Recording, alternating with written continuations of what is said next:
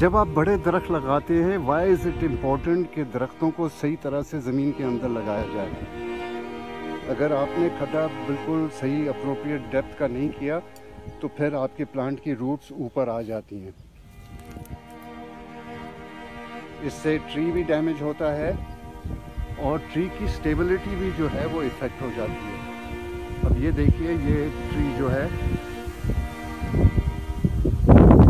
बारिशों में ज़मीन गीली हुई है, हवा बहुत तेज़ आई है, ये टेढ़ा हुआ है। इसकी रूट्स आप देखें, ये ऊपर।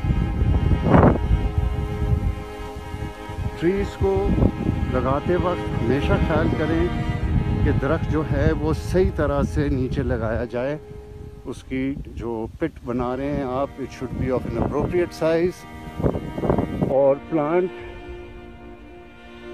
डेप्थ पर लगे सही, ताकि उसमें उसकी रूट ऊपर ना एक्सपोज हो जाए। ये देखिए, इसको तो लगाने में इन्होंने इसकी थैली भी नहीं निकाली थी। ये हुआ, दिस थैली इज स्टिल रैप्ड अप।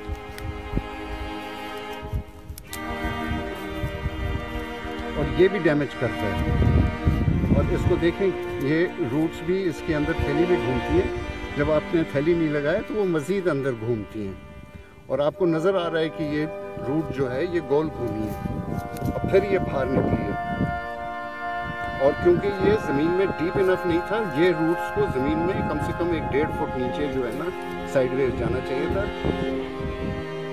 एक टैप रूट होती है और फिर साइडों की रूट्स होती हैं, ये मिल के एंकर करती हैं दरख्त को। अगर आपकी रूट्स ज़्यादा ऊपर लगी हुई होंगी तो वो होल्डिंग पावर उनकी नहीं होती। ये देखिए, ये दरख्त जो है टेढ़ा हो गया और ये गिरेगा।